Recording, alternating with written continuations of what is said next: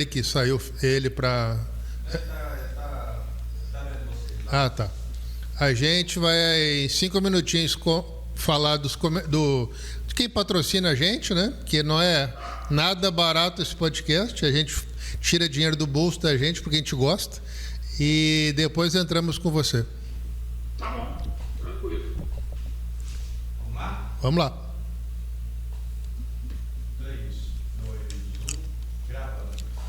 Bom dia, boa tarde, boa noite, quando e onde você estiver. Começa mais um Store Podcast. Lembrando que a próxima história pode ser a sua, viu? A gente quer agradecer a todas as pessoas aí que tá sempre com a gente todas as semanas, não perde um programa nosso. E você que tá selecionando os programas, a gente quer agradecer você também. As críticas que vocês têm enviado pra gente tem sido aí de grande valia pra gente estar melhorando e trazendo aquilo que você gosta de sentar aí no seu sofá ou não tem nada para fazer, pega o telefone e fica vendo o nosso Store Podcast, as histórias que a gente conta aqui, muito bacana, viu? A gente quer agradecer também às quase 400 mil pessoas que visitam o nosso página no Facebook, no YouTube. E no Instagram. E no Instagram também.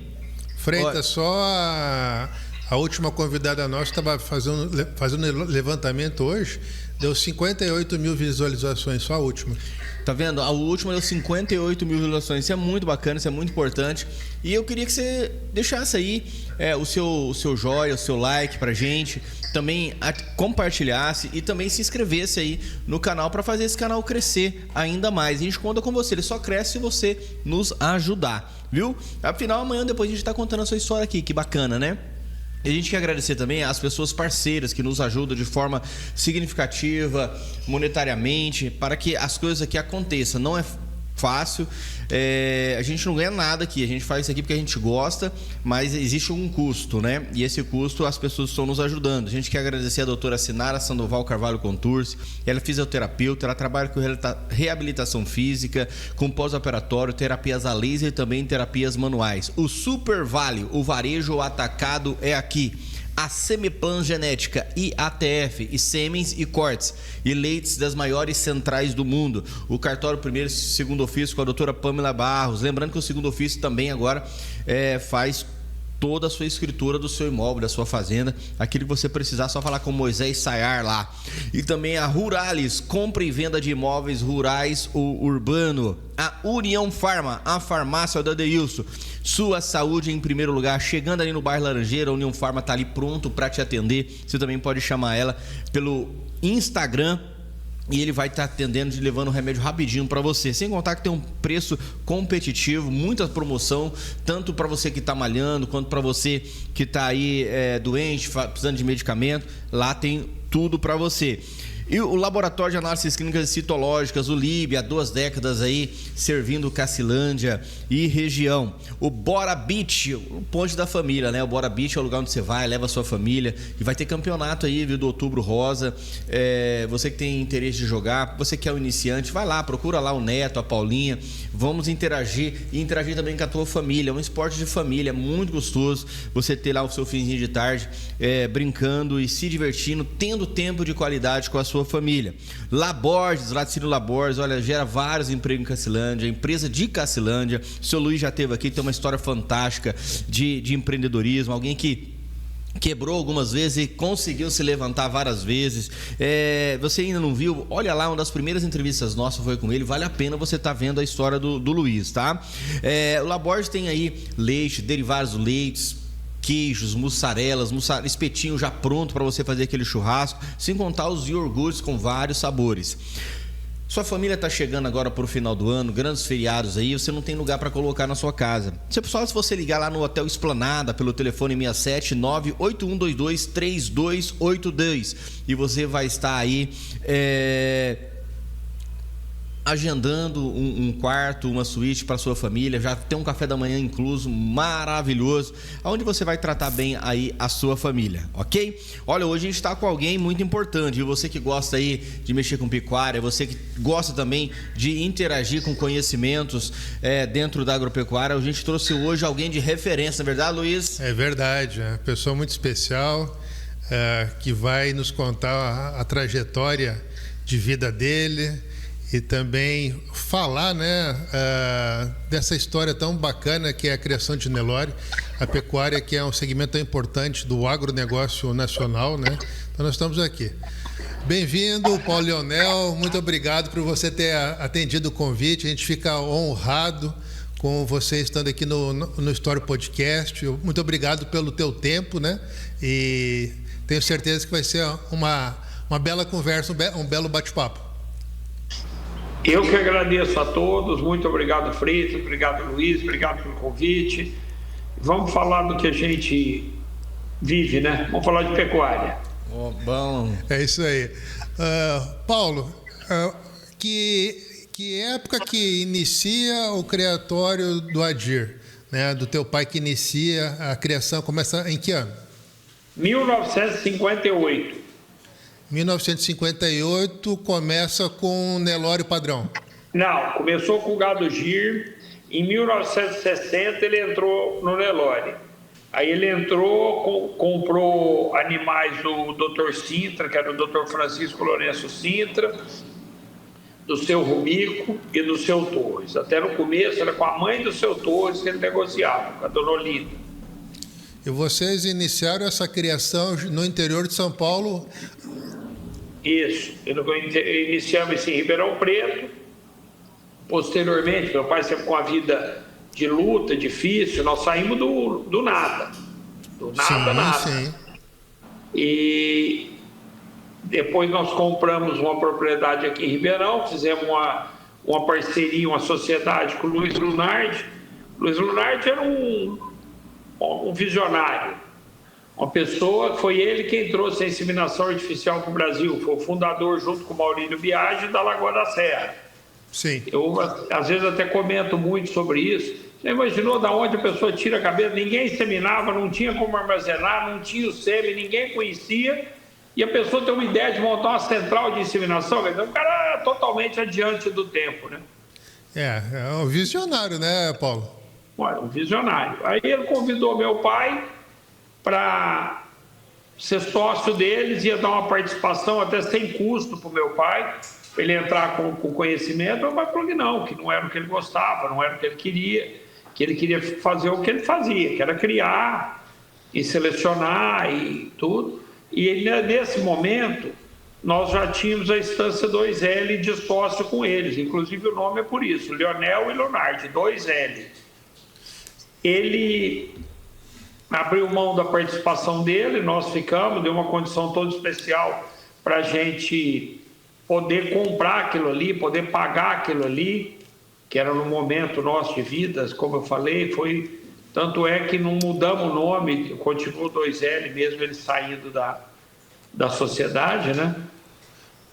E aí começou a nossa história, já era de 1960, em 67 era dono da Estância 2L, e fomos lutando junto com a pecuária. E na pecuária nós fomos abrindo frentes de trabalho. Então nós partimos da pecuária, tinha a pecuária seletiva, tanto o Gir como o Nelore, e aí nós entramos, depois da pecuária de corte, entramos engordando boi, posteriormente, isso já assim, muitos anos depois, né? Em 1980 compramos a fazenda em Goiás, era um lugar difícil, inóspito, difícil acesso. Em 85, 86, meu pai me entregou, eu fui para lá e começou a minha participação nessa história aí, começou aí. Que bacana. E olhando para a época que você começou para hoje, quais são os erros que todo mundo que começa a criar tem, né? E dentro disso que você percebe assim, nossa, você está indo para um caminho que muita gente já foi e não deu certo. Que conselho que você deixa aí para a turma que está começando? Eu acho que todo mundo que começar nisso, primeiro ele tem que buscar um conhecimento, que eu falo, um conhecimento real, conhecimento de experiência do negócio, não de teoria, que eu não estou vendo muito. E a outra coisa importante, que é um conselho que eu dou, qual a função que ele quer aquilo. Porque é muito importante você saber a função. Você concorda do que você faz? Sim, claro. Tem um objetivo, né?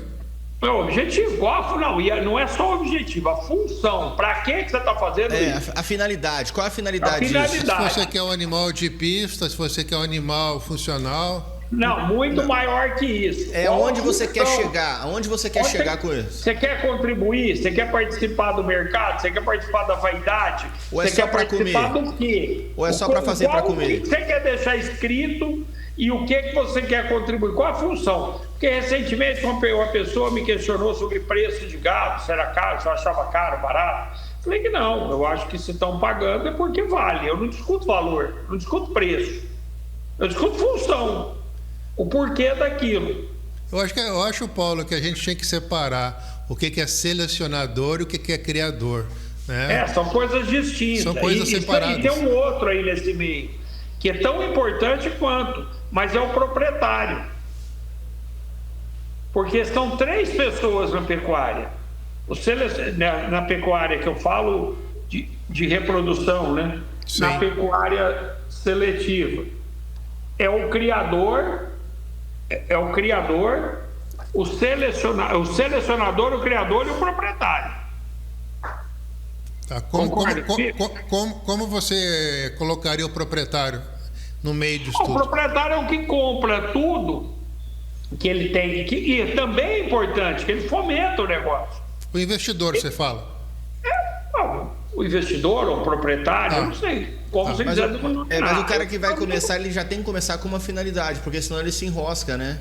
Ele se enrosca. Aí fica todo endividado. O selecionador, infelizmente, o pouco conhecimento de muita gente que está aí no mercado não entendeu quem é o selecionador.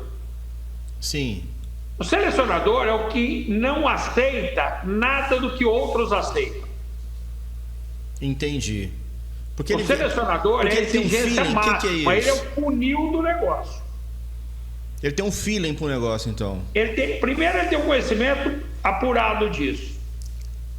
Depois desse conhecimento apurado, ele tem uma sinergia com o que ele faz e um conhecimento da natureza. Depois ele não aceita coisas que outros aceitam. Por exemplo, vamos falar um pouco, se puder, falar do Adir. Claro, você fica à vontade. Por favor. Referência da pecuária. Eu vou falar de um caso nosso. Eu vou selecionar um touro de central. Vamos lá. Primeira coisa, eu vou lá, olho no fenótipo desse touro. Todo o meu gado cria bem e é fértil. Isso é fato. Sempre não tem esse problema, não existe. Então ele já tem esse passado. Aí eu vou olhar se a mãe daquele touro serve para ser mãe de um reprodutor. Porque às vezes ela não tem alicerce para ser mãe de um reprodutor. Ah, tem isso tudo então. Você está entendendo? Não é só o fenótipo. Que muitas vezes ela é boa para produzir um boi pesado, mas um reprodutor fraco. Não, a mãe... Porque é o seguinte, você só vai melhorar um rebanho quando a vaca, mãe do seu reprodutor, ela é acima da média do teu rebanho. Muitas vezes você tem uma vaca, acasala com N touros, mais diversos touros e dá animais espetaculares. Tem vacas que são fantásticas. Bilara da vida, né? Eu não vou dizer o seguinte. Então você tem que olhar... Eu estou exemplificando, né, para ficar mais fácil para a Babilônia do seu Ari Braz Dias. Eu olho muito consistência de pedigree. Sim. Então eu escolhi o touro A lá, beleza. Foi bem, desempenhou bem, foi bem criado, a mãe leiteira, desmamou no peso da raça, passou a seca, tá tudo certo. Passou nisso aí. Eu vou ver quem é a mãe, qual a contribuição do pedigree daquela mãe que teve em outros rebanhos. Por exemplo, aquela vaca é neta do fulano que fez o rebanho de tal lugar. Aquela vaca é bisneta do outro touro que fez o rebanho de tal lugar. Aquela ali fez isso, tal. A contribuição dela, a força genética real que ela tem, não é ir para frente da televisão e falar consistência genética, mãe de touro, não é nada disso. Sim, mas é só para mim, Paulo, só para a gente entender melhor, eu sou leigo nessa área, mas você vai falando, vai gerando uma certa curiosidade. A gente fala muito de genética, mas uma linguagem um pouco mais popular, um touro, para ser bom, é um touro que produz muito sêmen e produzem gados que pesam, carne que pesa mesmo na balança. O que é uma boa genética dentro de um gado Nelore? Ó, produzir muito sêmen não tem nada com esse nosso podcast. Porque pode ser um boi de corte produzir muito sêmen. Nada a ver. Concorda? Sim. Volume não, nós estamos falando de qualidade. O que pesa nisso? Não é peso, porque peso, somente peso, você faz cruzamento industrial. Porque da raça você faz peso e do peso você não faz raça. Ah, sim. Você não vai fazer. Porque senão a raça não tem função. Não teria na natureza uma seleção natural. Quem sobrevive na natureza? O mais forte, o mais bonito, o que encanta mais fêmea. Sim. Esse é o que sobrevive na natureza. Agora, precisa o homem entender e saber escolher no rebanho isso. Paulo, eu tenho uma pergunta para você, uma pergunta que eu acho propícia, já que a gente está falando de fêmeas, que para mim é o alicerce da criação, são as fêmeas, não são os machos. Não tem nem dúvida. O macho, em qualquer projeto seletivo de qualquer espécie animal, o macho é o descarte. Sim. Vou te explicar, porque às vezes muita gente não vai entender o que eu quero dizer. Por exemplo, você cria bezerro de corte, que cria um gado cara limpa. Quem fica no teu rebanho? As fêmeas. Sim. Os machos você vai vender bezerro, ou vai vender recriado, ou vai vender boi gordo. Correto. Mas o que eu queria a tua opinião é em relação das fêmeas, né? Que eu vejo hoje a evolução da pecuária, do Nelore, nós estamos falando.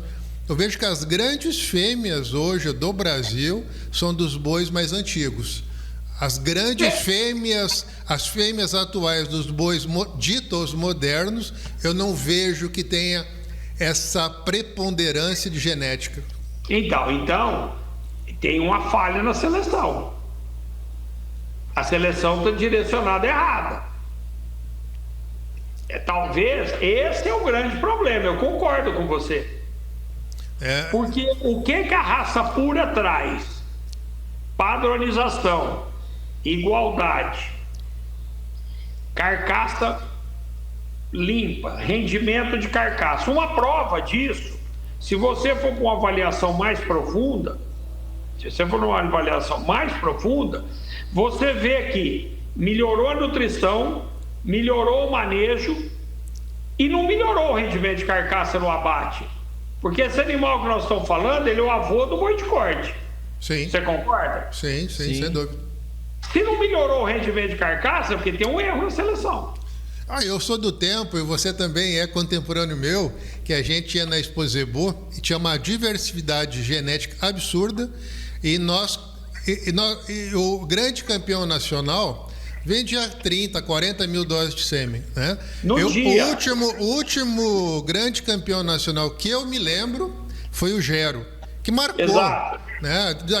Do Gero para frente a gente não lembra ou não faz questão, né? Que eu acho que é um erro grande nosso. Essa semana eu estava fazendo uma análise disso que você está dizendo. Essa semana numa conversa. E aí você vinha vendo a padronização da raça. Então eu peguei 3 touros distintos, de safras distintas, que foi o Laupur da Zemulândia, o Oder da Santa Cecília, que nasceu primeiro, e depois o Enlevo da Morungaba. Certo? Sim. Os 3 têm a mesma carcaça, o mesmo biotipo, a mesma padronização.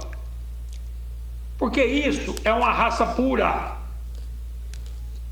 Do Enlevo para frente, começou a ter uma diversificação de carcaça, de padronização, de biotipo. Por quê? Porque entrou uma mistura no rebanho e foi criado permissíveis por registro, que não eram criados.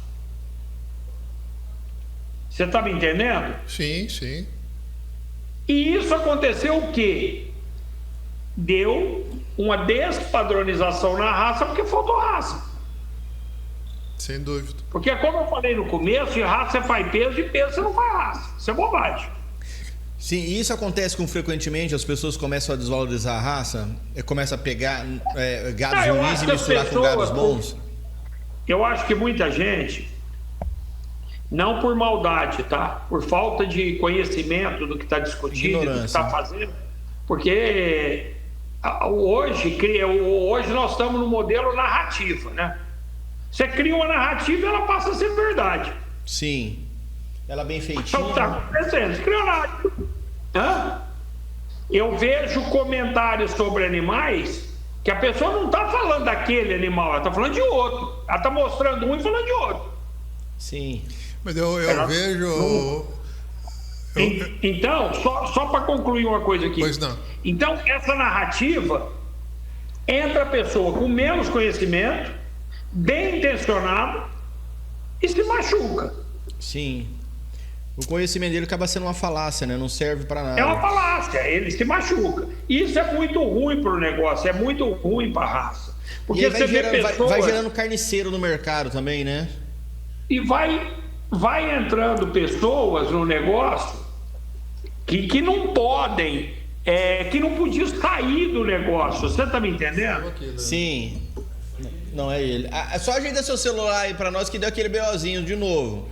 Clica aí na tela e vira ela. Celular para gastar. Depois, Paulo, eu acho que tudo isso que a gente está falando aconteceu um caso bem interessante. Eu chegando na Expogenética agora em agosto, entrando dentro da Expogenética, vários criadores vieram conversar comigo com a mesma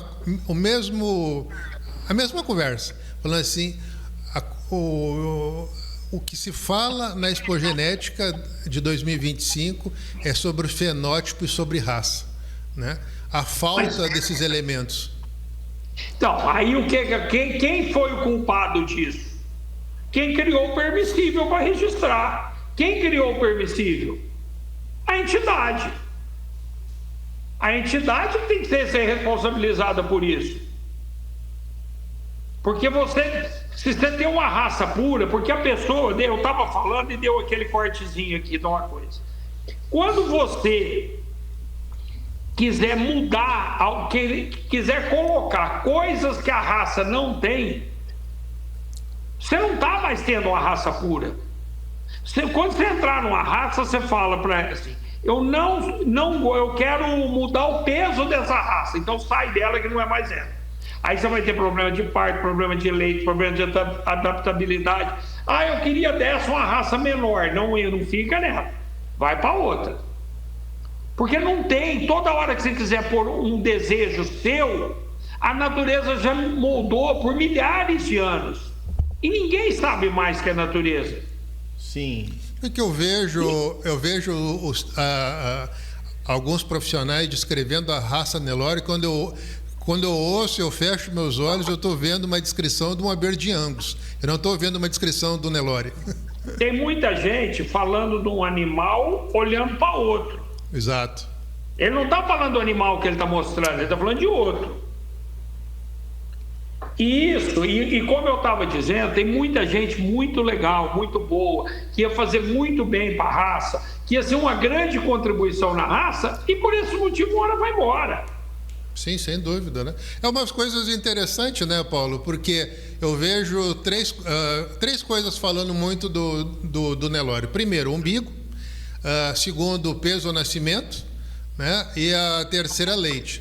Todos os problemas que a raça não tinha. O leite materno, o leite da fêmea, a gente está falando de uma vaca que dá 4 litros de leite. Quanto mais você aumentar o leite dessa fêmea, mais você vai diminuir a fertilidade desse animal. Então, são coisas antagônicas. Tem outro detalhe, Luiz, importante no que você falou e válido. Além de você diminuir a fertilidade, você vai dar um excesso de leite que ele não precisa. Exatamente. Ele precisa daquele leite. Por que o bezerro de agosto é melhor que o bezerro de novembro? Sim. Por que o bezerro de agosto ele não tem curso? Por que ele não tem dificuldade? Por quê? Porque ele nasce na seca. O mais pesado. O leite da vaca sustenta ele até novembro perfeitamente. A hora que ele precisa de ajuda, sai o capim. Sim, exatamente. E ele já aguenta a chuva. O bezerro de novembro, nasce numa hora que a vaca dá mais leite do que aquele bezerro precisa, ele tem curso e tem excesso de chuva nele naquela idade. Sim. Então a natureza te mostra a hora de nascer esse bezerro. E dá para controlar isso aí, Paulo? Hoje é tranquilo. Depende da estação de monta, dá. Nós, hoje, não, porque nós tivemos um problema de seca prolongada, mas estou voltando. A nossa estação de monta foi de 75 dias. Nossos bezerros nasciam em agosto, setembro e outubro. 75 dias é perfeição, é perfeição. Ela começava dia 20, começava em novembro, parava no começo de fevereiro. Eram 75 dias. Era uma coisa, foi um erro até meu ter dado errado isso. Porque teve uma seca muito prolongada em Goiás e a gente abate 100% dos animais vazios. Sim. E que criam mal, tudo a gente abate. Paulo, eu tenho uma curiosidade muito grande sobre o início da seleção de vocês, do seu Adir, né? E que você acompanhou do Nelore todo esse desenrolar.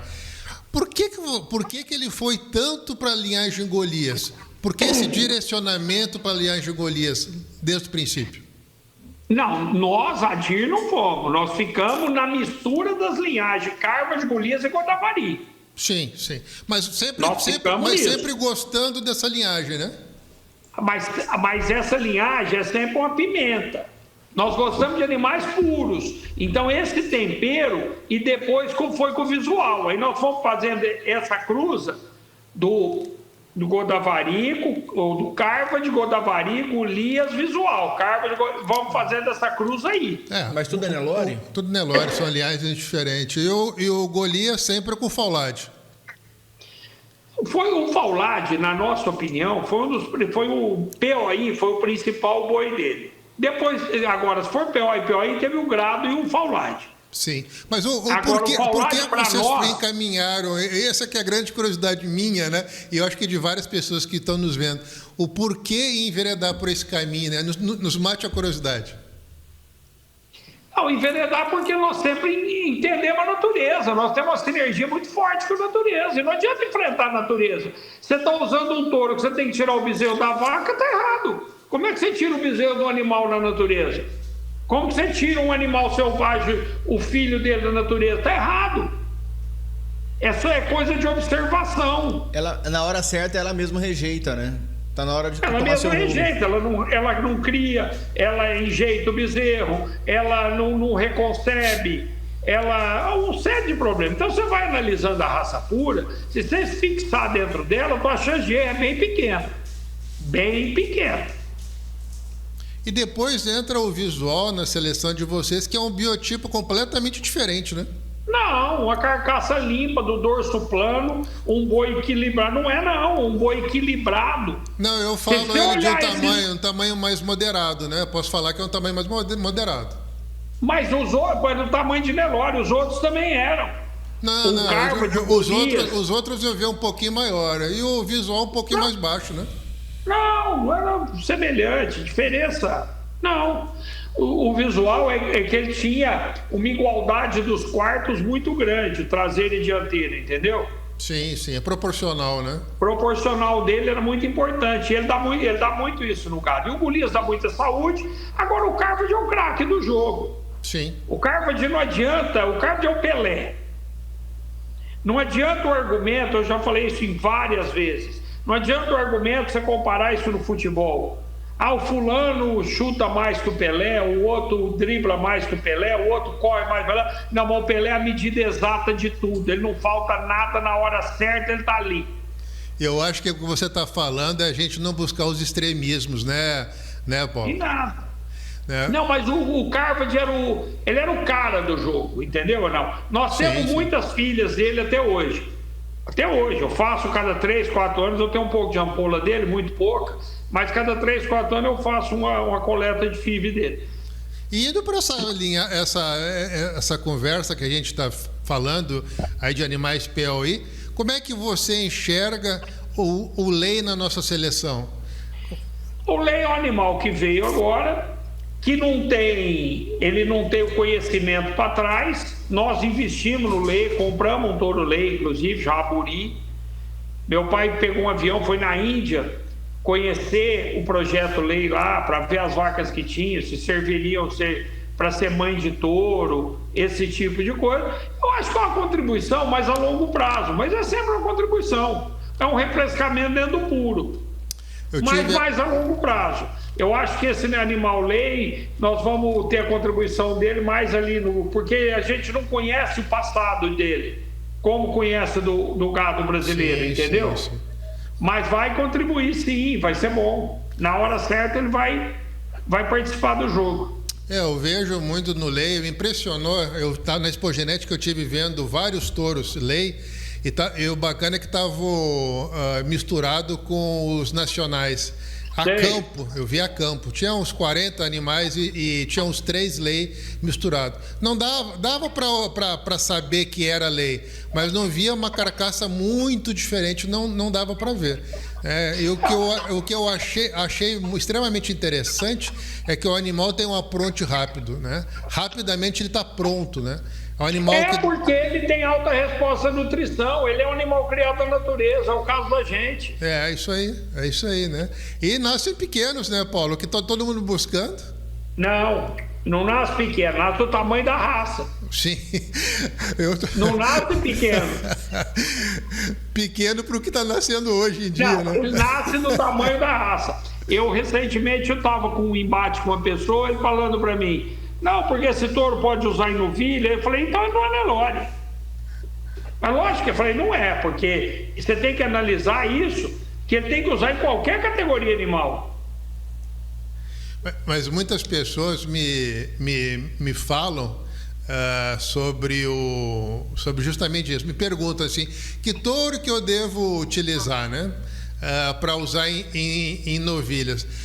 Eu acho que isso daí é uma questão que, além de passar por reprodutores, se passa também por condição nutricional e de seleção. Você utilizar animais, veja se eu estou errado ou não, né? Por favor, me corrija se eu estiver errado. Você usar em precocinha de 14 meses é uma coisa, usar em novilhas de 24 meses é outra coisa, né? Não, eu acho o seguinte, eu vou te falar. Primeiro, a precocinha não é da raça. Porque precocinha nada mais é que nutrição. Sim. E você vai ter problema futuro desde que nasceu. De reconceber, de bezerro. Porque não é. Se você for fugir da natureza, você se machuca. Nós empregamos, eu estou falando a campo, tá? Sim. Então, de campo. Em cocheira é outra história. Por isso que eu falo que precocinha é nutrição. Qualquer animal que eu preciso emprenhar com 12, 13, 14, 15 meses, eu emprenho, desde que tenha no trato. Com excesso de comida. Mas isso não é a realidade do país, não é o que eu busco. Você está me entendendo? Porque o homem não vai poder ficar competindo grão com gado. O erro está aí. Grão é comida de gente, não é de boi. Comida de boi é capim. Fazer boi com abaixo custo. Não, e comida de boi é capim. É isso aí. Porque senão você vai ficar trabalhando pro gado e não o gado para você. Muitas vezes é a questão da aceleração, que acaba lá no final, é a mesma coisa se ele tiver um tempo, né? O que falta talvez é um pouco de gestão. O cara quer acelerar porque tá todo mundo querendo matar mais precoce, ganhando 3, 4 meses, só que ele vê o custo daquilo que ele gasta para poder dar comida de gente para ele e acaba ficando pior, né? Eu acho que esse negócio de acelerar é igual o campeão de produtividade. Cada um faz suas contas, cada um faz o que quer. Mas você vem em lavoura campeão de produtividade, eu nunca vi nenhum que terminou bem. É vaidade, né? Mas eu vejo também, Paulo, que também esses animais, essas precocinhas que é tão apregoado hoje, né? Elas não se mantêm no rebanho. Rapidamente sai do rebanho. Porque você está forçando uma coisa que a natureza não te deu. A gente tem vaca de 12, 13, 14 anos que se mantém, mas começaram a reproduzir com 24 meses, né? Então eu não vejo isso que acontece, né? Nós, a nível de campo, eu estava falando e nós desvirtuamos um pouco o assunto, a gente coloca na estação de monta as novilhas no semestre que ela faz 2 anos. certo? Esse mês que ela faz 2 anos. Então vão emprear novilhas de 21, 22, 23, 24 meses. Elas vão entrar na estação nessa idade. Agora, no sistema de campo, a gente trata de muito pouco gado, porque... É mais só na seca que vocês tratam assim? Ou sempre você deixa alguma coisinha no coxo?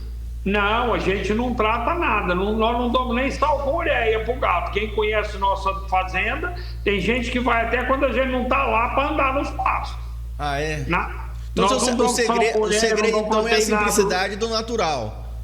Nós só trabalhamos em sinergia com a natureza. Agora, quando eu vou fazer um leilão, quando eu vou fazer uma venda, quando eu tenho que promover um animal, a gente prepara sim. Isso é outra coisa. Só que como é um gado que tem um sistema de adaptabilidade, que tem uma seleção por adaptabilidade, uma seleção por função, ele tem alta resposta à nutrição.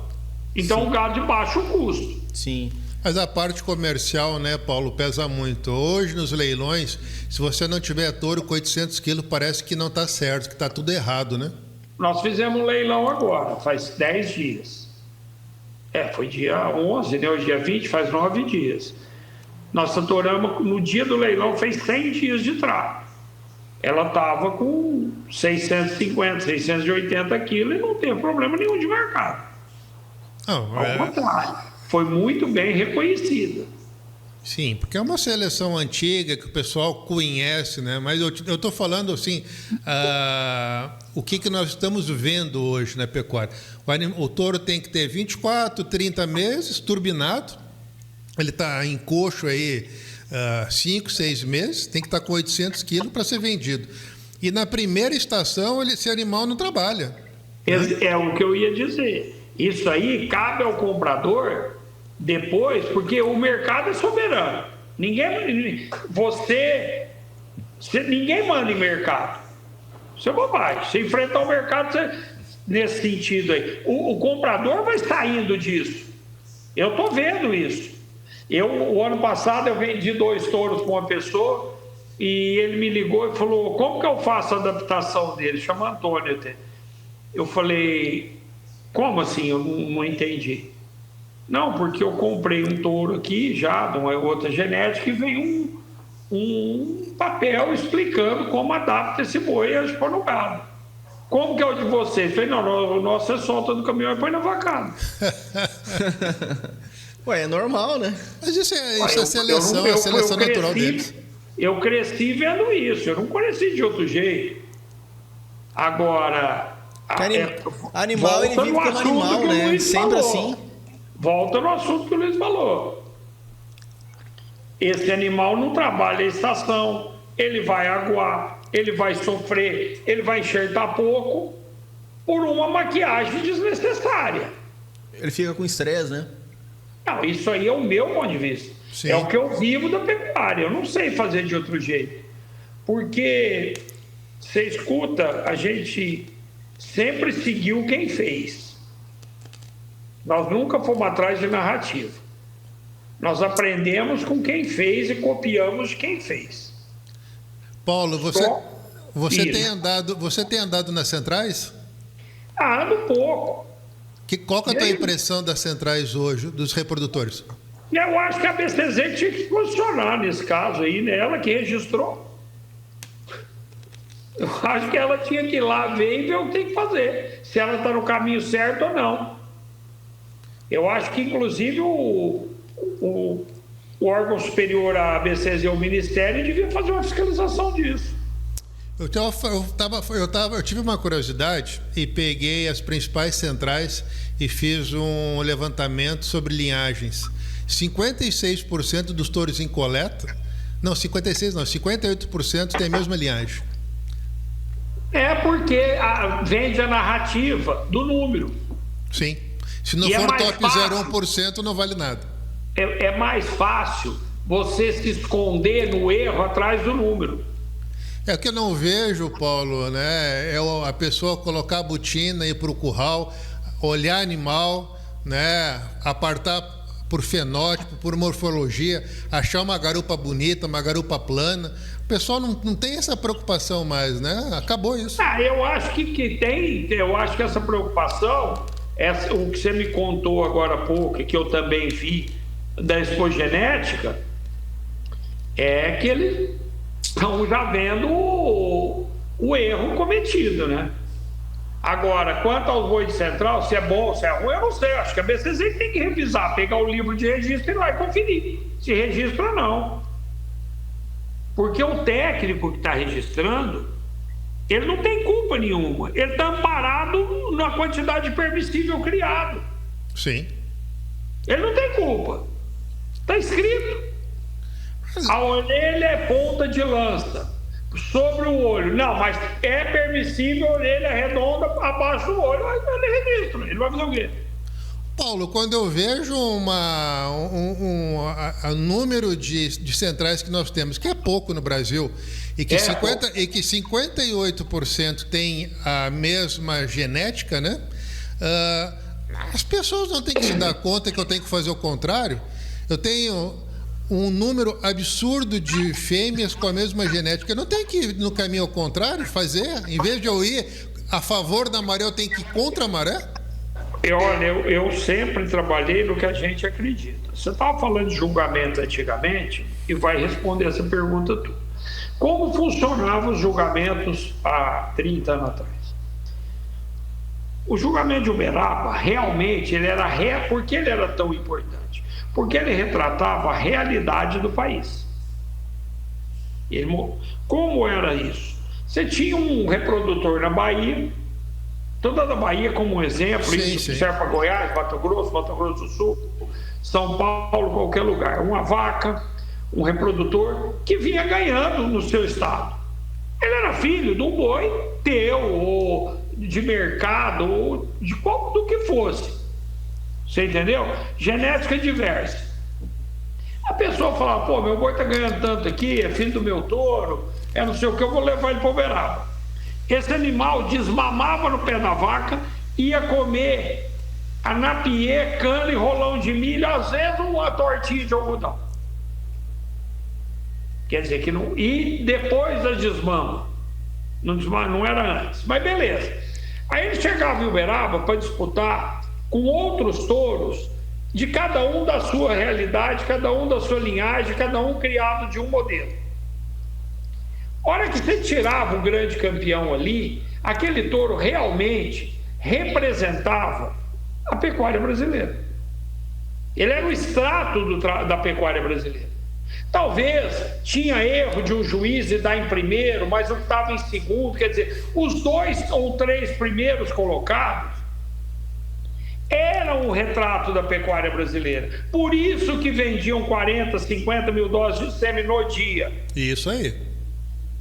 Hoje não. Hoje é uma sanha por fazer campeonato. Isso aí, uma sanha por fazer número. Isso vai levando ao quê? Uma genética concentrada, os defeitos concentrados, os problemas concentrados. Então, eu não vou dizer que quem está certo, quem está errado, o tempo que é o senhor do destino, não sou eu. É que eles vão atrás de números mais pela questão de vaidade, né? Para querer ser o primeiro sempre, para ter, eu tenho o melhor gado, eu tenho... E talvez isso... Eu não sei, aí eu nunca entrei, nós, Adir, nunca entramos em moda. Sim. Porque a moda passa... E a realidade fica. A natureza ela é implacável, né? Ela continua sempre a mesma, né? Paulo, é a mesma. O leão de 1940 é o leão de hoje. Sim. Sim. O canarinho é a mesma coisa. A rolinha também. O jacaré também. Paulo, eu queria jogar uns números e você me falar o que você acha. Nós temos hoje na pecuária norte-americana, mais ou menos 92 milhões de cabeças. Pecuária brasileira, 230 milhões de cabeça. E a pecuária norte-americana, com 92 milhões de cabeça, que é o número de 1950, o mesmo número, ela produz 20% a mais de carne que nós, certo? Vamos lá. E uma das coisas que faz ela produzir esse tanto de carne, uma das coisas, é a seleção por ultrassonografia de carcaça. Eu queria saber o que você acha dessa ferramenta que a gente tanto está utilizando hoje. Bom, olha aí, eu vou começar a resposta lá do começo da tua pergunta, pode ser? Opa! Primeiro, a pecuária brasileira não tem 230 milhões de cabeças. Eu sei que esse número não foi você que criou. Não, IBGE.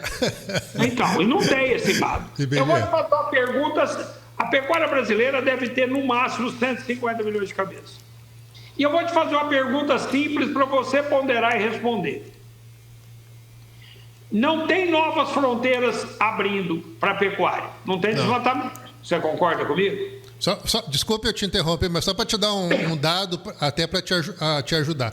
Em 1994, Mato Grosso do Sul, o estado que a gente mora, tinha 23 milhões de cabeças, Mato Grosso do Sul.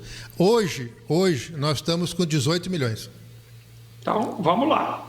Então, vamos aqui. Segunda coisa, você ponderar. Não tem novas áreas abrindo. Então, não tem gado em novas fronteiras. Esquece isso. Não. Segunda coisa, salvo engano, 58 milhões de hectares saíram da pecuária e foram para a agricultura. Isso está errado em 2 ou 3 milhões de hectares, mas é dentro disso. Aonde está esse gado? Diminuiu a área, né? Aonde ele está? As fazendas, olha o grau de endividamento do produtor. As fazendas estão mais degradadas. Então o suporte diminuiu. Aonde está esse gado? Deixa eu te perguntar, você falando isso aí... Desculpa eu te interromper, mas eu quero saber do Paulo o que ele acha da ultrassonografia de carcaça. Não, eu ia continuar. A ultrassonografia de carcaça é uma ferramenta que eu acredito muito. Agora, eu não acredito como método para escolher reprodutor, porque não pode cair no erro do número. Ela é uma ferramenta importantíssima, porque ela é uma medida real. E com alta heredabilidade. Mas uma medida real. Sim, sem dúvida. É igual falar que você tem 1,80 m e pesa 80 quilos. Pode até você falar, eu não estou atrás, não estou precisando de nada com ninguém que tem 1,80 m e pesa 80 quilos, mas o dia que você precisar está lá. Não é uma suposição. Sim. Então é uma coisa verdadeira. Agora, daí para transformar num reprodutor são coisas distintas. Isso não é método de seleção para escolher reprodutor. Quem entrar escolhendo reprodutor por aí vai se machucar. Sim. Isso aí é uma medida para você ter um controle de abate, um controle de carcaça, ver um reprodutor que deu mais isso ou menos, é outra coisa. Sim, sem dúvida. Habilidade maior. Você está entendendo? Sem dúvida. Você vê uma EGS para você ver a precocidade sexual da fêmea. Eu acho que são esses níveis de seleção que a gente tem que procurar. Caiu? Não, acho que é o celular dele ali. É o teu celular. Acho que a cada 25 minutos ele está fazendo isso. Depois você tem que editar isso aí, Leandrinho. Senão vai ficar feio demais.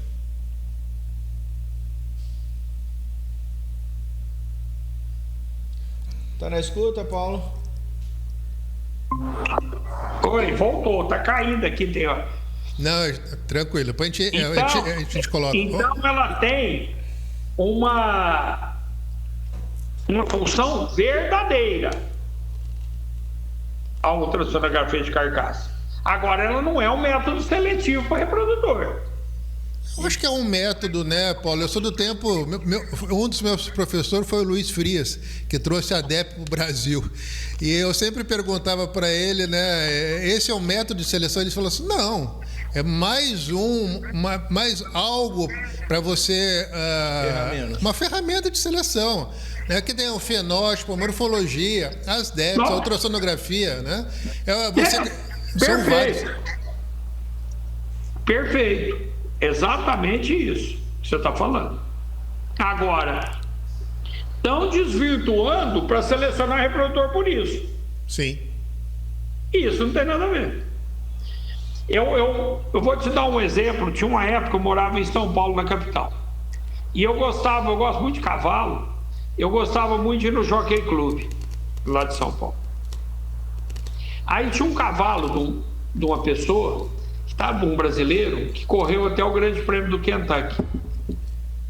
E esse cavalo, E eu conhecia o dono desse cavalo. Aham. E eu ia conversando com ele, eu ia lá, e ele correu aqui, correu nos Estados Unidos, e ganhava tudo. E um dia eu fui conversando com essa pessoa, a gente sentado lá no restaurante do Jockey, tinha corrido, o cavalo dele ganhou. E eu falei, agora você vai usar ele para reprodutor, né? Ele falou, não, ele não tem mãe para isso. Nossa. Entendi. Ele não tem mãe para ser reprodutor. Ele nasceu do encontro, do acaso. Isso eu vi muito na vida do meu pai. Aqui na Estação Experimental do Sertãozinho, a prova mais importante na época de 70, 60 e pouco, 70, 70 e pouco, foi a prova de ganho de peso do IZ de Sertãozinho, do Instituto de Zootecnia. E aí lançaram um troféu que chamava Troféu Assis Chateaubriand. Para você ganhar esse troféu, tinha que ser 3 anos seguidos, você seria o detentor eterno do troféu, ou 5 alternados. Sim. E nós ganhamos os 3 seguidos. Depois um sócio nosso ganhou, que ele ainda brincava com meu pai. Eu já era assim, rapazinho não, eu já escutava, entendia, guardava as coisas. E ele falou, pô, eu quero ganhar um ano. O pai falou, não, você vai ganhar, eu vou escolher um animal teu lá, você vai ganhar, que era o doutor Aquiles Simeone. E no outro ano nós ganhamos de novo. Então os 3 primeiros anos nós ganhamos com bacará, com foguete, com urucueiro. Nós não usamos nenhum para reprodutor no nosso gado.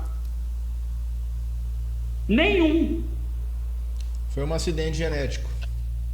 Não tem nada a ver. Eles eram ganhador de peso. Para ser reprodutor é outra coisa. Sim.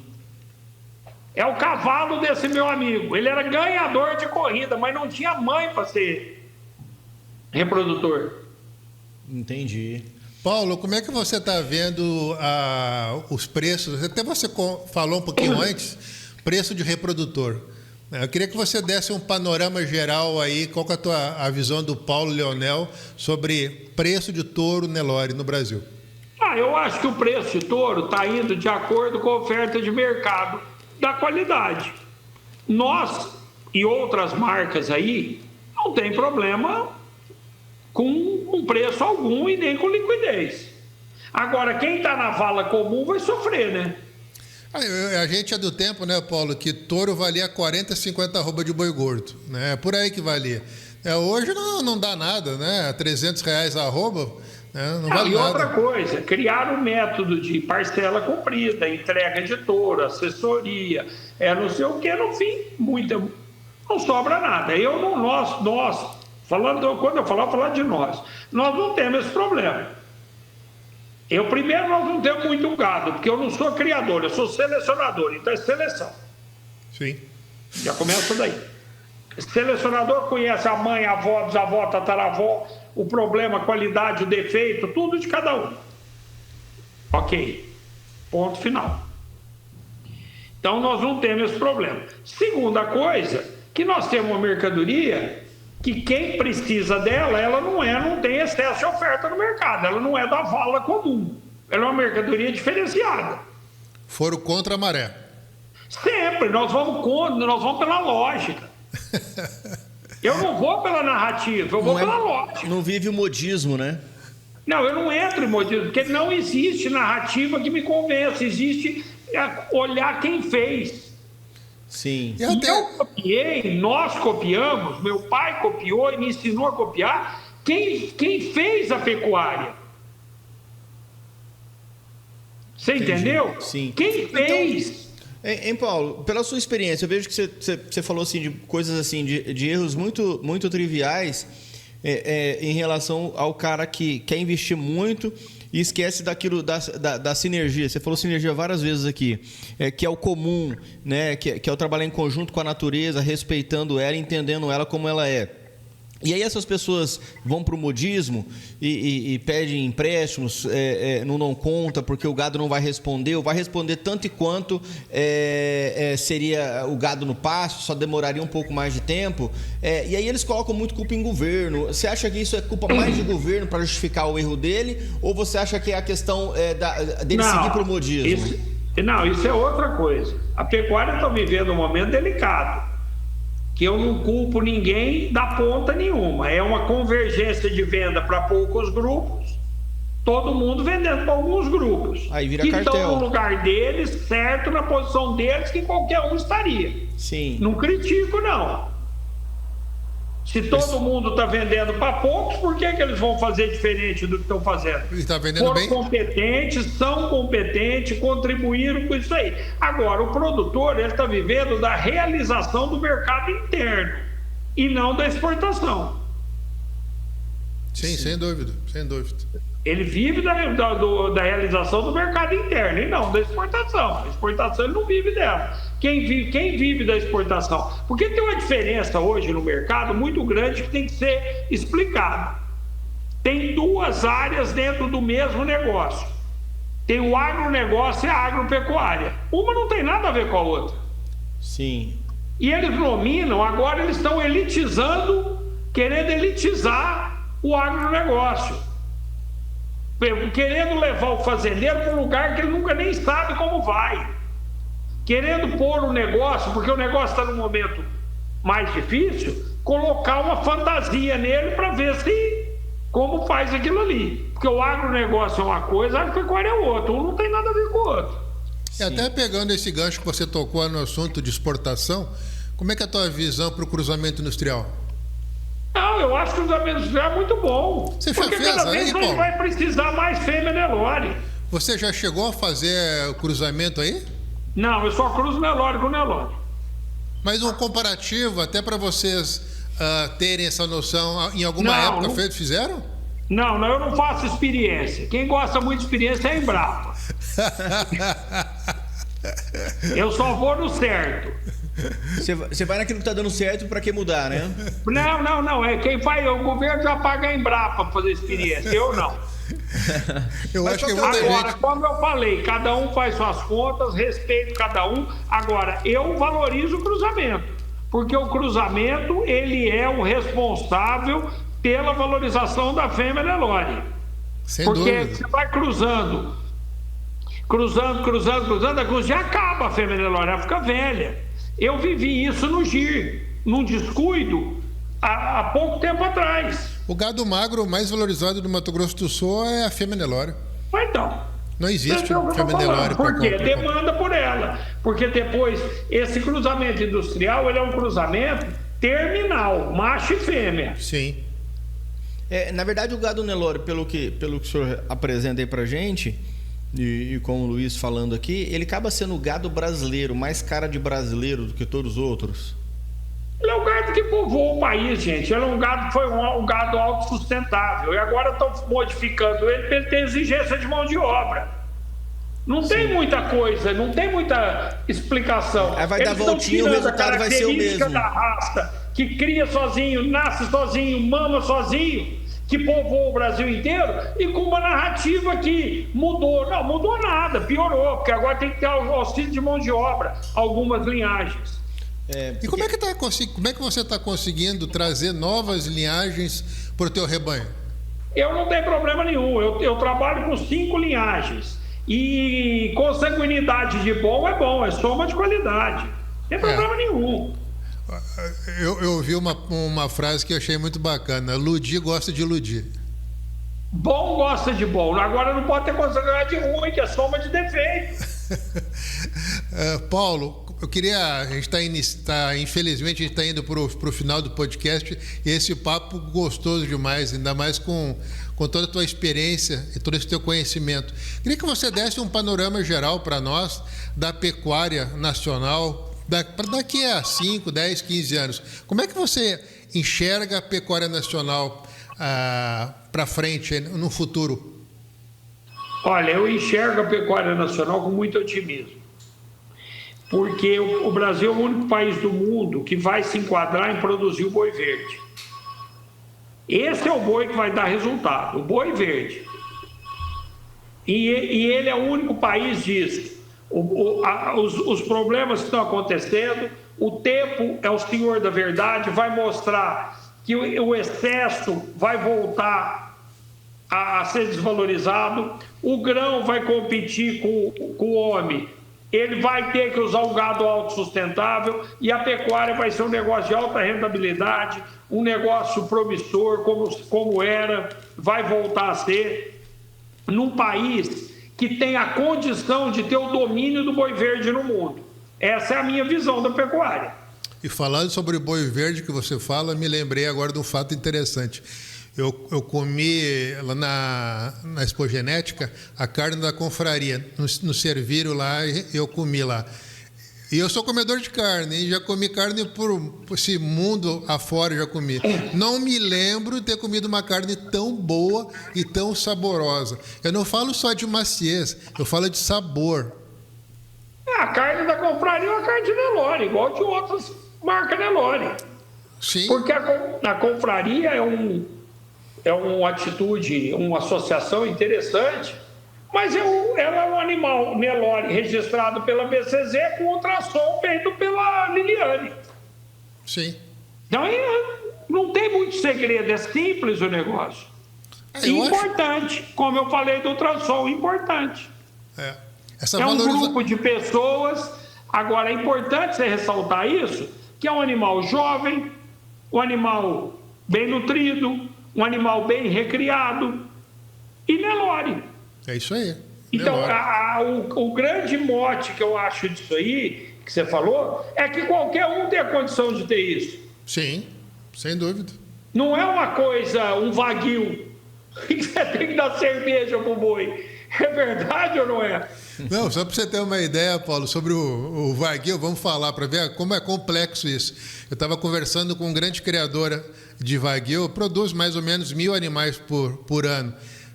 Ele tem uma perca de 30% a 40% dos bezerros por problema respiratório. Imagina, você perder 30% a 40% do problema respiratório. É coisa... Não tem, você tem que pensar numa pecuária, como nós estamos falando, uma pecuária sustentável, que o gado trabalhe para você e não você para o gado. Eu acho fantástica essa seleção do Angus, acho uma raça fantástica, e a gente fala muito da qualidade da carne do Angus, né? Mas essa qualidade em sabor, tão gostoso que é, né? O Roberto Barcelos até usa a expressão, né, do terroir, né? Do Nelore, olha, é fantástico isso aí. É fantástico, fantástico. E essa iniciativa que você falou aí da confraria é muito salutar, é muito bacana, porque ela está levando isso e promovendo isso, mas o que eu digo e repito, qualquer um pode ter.